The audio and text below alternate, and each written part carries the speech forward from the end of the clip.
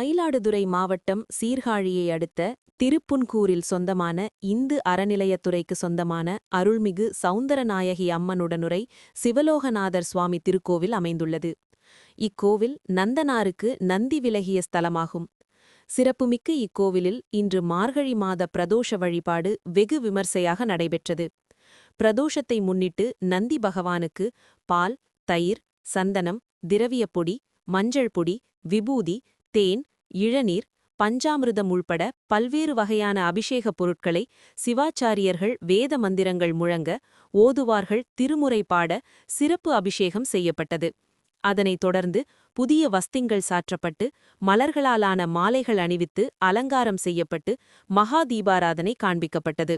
இதில் திரளான பக்தர்கள் கலந்து கொண்டு நந்தி பகவானையும் சிவலோகநாத சுவாமியையும் வழிபாடு செய்தனர்.